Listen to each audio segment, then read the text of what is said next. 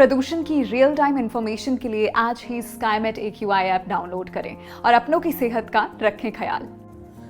नमस्कार, आप देख रहे हैं स्काईमेट वेदर रिपोर्ट। मैं हूं देवेंद्र त्रिपाठी। 23 अक्टूबर को देश भर में कैसा रहेगा मौसम, आइए जानते हैं।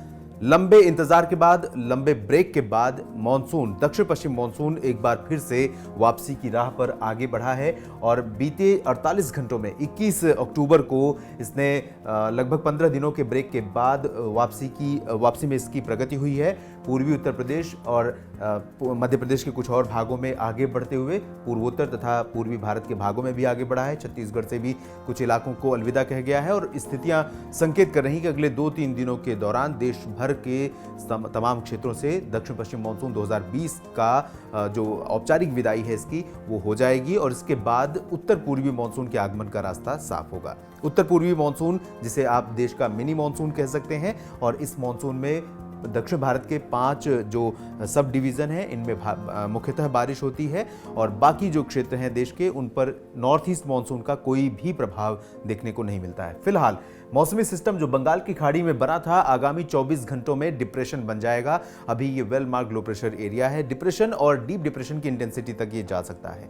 इसके रिकर्व कर पूर्वी तथा पूर्वोत्तर दिशा में जाने की संभावना है। उम्मीद है कि बांग्लादेश और पूर्वोत्तर भारत के मेघालय, मणिपुर, मिजोरम, त्रिपुरा, इन सभी क्षेत्रों को व्यापक रूप में प्रभावित करेगा। इसकी जो दिशा होगी, इसके चलते गंगीय पश्चिम बंगाल के भी दीघा और इसके आसपास के जो तटीय तथा पूर्वी इलाके हैं, बांग्लादेश से क्षेत्र हैं, इन भागों में भी भारी वर्षा हो सकती है। तेज रफ्तार की हवाएं चल सकती हैं। साथ ही साथ पूर्वोत्तर भारत के क्षेत्रों में यहां पर व्यापक वर्षा की आशंका है। वर्षा से स्थानीय स्तर पर बाढ़ जैसे हालात बन सकते हैं और तेज हवाएं चलेंगी, जिससे नुकसान की भी आशंका जताई जा रही है। यहां पर बेहद सतर्क रहने की आवश्यकता है अगले कुछ दिनों के दौरान। इसके साथ साथ जो उप हिमालयी पश्चिम बंगाल और सिक्किम का क्षेत्र है, इन भागों में भी कहीं कहीं पर हल्की वर्षा हो सकती है। असम, मेघालय और अरुणाचल प्रदेश में भी बादल छाए रहेंगे और कई जगहों पर हल्की से मध्यम, कुछ स्थानों पर तेज वर्षा होने की संभावना यहां पर भी नजर आ रही है। झारखंड और बिहार के पूर्वी क्षेत्रों पर घने बादल छा सकते हैं और कहीं कहीं पर हल्की वर्षा यहां पर देखने को मिल सकती है, लेकिन ज्यादा बारिश इन दोनों राज्यों में फिलहाल अपेक्षित नहीं है। मुख्यतः बादल जरूर यहां दिखेंगे और हवाओं का भी असर रहेगा। पूर्वी उत्तर प्रदेश के क्षेत्रों पर भी कुछ स्थानों पर बादल छाए रहने और कहीं कहीं पर तेज हवाएं चलने की भी संभावना रहेगी। बूंदाबांदी कहीं पर हो जाए तो संभव है, नहीं तो बारिश की आशंका फिलहाल इन क्षेत्रों में नहीं है। मध्य भारत के भागों का जिक्र करें तो ओडिशा से लेकर छत्तीसगढ़, महाराष्ट्र, मध्य प्रदेश, गुजरात, इन सभी क्षेत्रों में ज्यादातर जगहों पर अब मौसम साफ हो रहा है। दक्षिणी प्रायद्वीप पर बनी ट्रफ धीरे धीरे नीचे जा रही है। इसके चलते यहां पर मॉइस्चर का जो फ्लो था वो अब कम हो गया है। इससे छत्तीसगढ़ और मध्य प्रदेश के लगभग सभी क्षेत्रों में मौसम मुख्यतः साफ रहेगा। गुजरात में भी मौसम साफ रहने की संभावना है।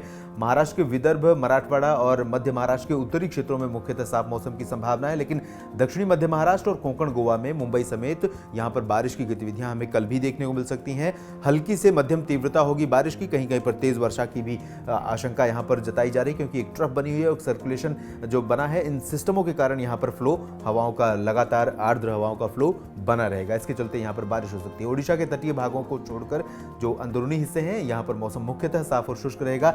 दक्षिणी प्रायद्वीपीय भारत में तेलंगाना और आंध्र प्रदेश के तमाम क्षेत्रों में जहां पर बारिश के चलते सामान्य जनजीवन बीते दिनों व्यापक रूप में प्रभावित हुआ था और उसके बावजूद लगातार यहां पर बारिश का मौसम बना हुआ था। बादल घने छाए रह रहे थे और रुक रुक कर हल्की से मध्यम, कहीं कहीं पर तेज वर्षा हो रही थी। अब बहुत राहत यहां पर मिलेगी, खासतौर पर तेलंगाना और उत्तरी तटीय आंध्र प्रदेश के क्षेत्रों में। रायलसीमा में दक्षिणी हिस्सों में खासतौर पर अगले 24 घंटों के दौरान भी हम कुछ बारिश की उम्मीद कर सकते हैं। दक्षिणी आंतरिक कर्नाटक, तटीय कर्नाटक में और उत्तरी तमिलनाडु तथा पुदुचेरी में कुछ जगहों पर हल्की से मध्यम, कहीं कहीं पर तेज वर्षा होने की संभावना आगामी 24 घंटों के दौरान है। दक्षिणी तमिलनाडु, केरल और केरल के उत्तरी क्षेत्रों में कहीं कहीं पर जरूर बारिश हो सकती है। बाकी जो केरल का क्षेत्र होगा, यहां पर मौसम मुख्यतः साफ और शुष्क रहेगा। लक्षद्वीप में भी बारिश की संभावना नहीं है। अंडमान व निकोबार द्वीप समूह में कहीं कहीं पर हल्की वर्षा हो सकती है। इधर उत्तर की तरफ अगर चलें तो एंटी साइक्लोनिक सर्कुलेशन, यानी राजस्थान पर विपरीत चक्रवाती क्षेत्र बना हुआ है हवाओं में और इसके चलते यहां पर उत्तर पश्चिमी शुष्क हवाएं चलती रहेंगी।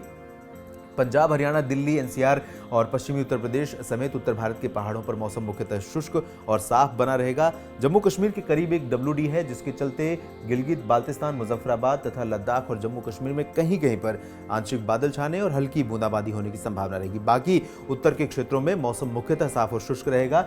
मैदानी इलाकों में पश्चिमी शुष्क हवाओं के साथ साथ पंजाब और हरियाणा का जो धुआं है पराली से उठ रहा, ये दिल्ली एनसीआर तक पहुंचेगा, जिसकी वजह से जैसा हमने आज देखा प्रदूषण कई इलाकों में बढ़ गया था, एयर क्वालिटी इंडेक्स यहाँ पर गिर गया था। और कल भी आने वाले दिनों में भी हवा भले शुष्क और साफ होगी, हवा भले ही प्रदूषण को ज़्यादा समय तक ठहरने नहीं देगी, लेकिन जो पंजाब और हरियाणा की पराली का धुआं है वो यहाँ की वायु गुणवत्ता को खराब करता रहेगा। इस बुलेटिन में अभी के लिए इतना ही। आप बने रहिए स्काईमेट वेदर के साथ। धन्यवाद। मौसम से जुड़ी जानकारी और लाइव मौसम खबरों के लिए हमारे YouTube चैनल को सब्सक्राइब करें और बेल आइकॉन दबाकर हर अपडेट पर रखें नजर।